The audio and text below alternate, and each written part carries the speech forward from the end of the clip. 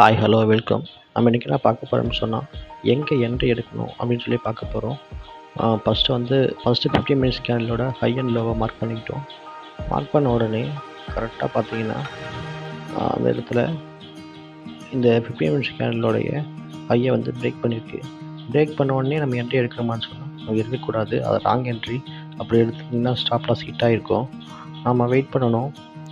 அந்த entry break பண்ணதுக்கப்புறம் market வந்து ப்ரைஸ் இன்க்ரீஸ் ஆகிட்டே இருக்குது.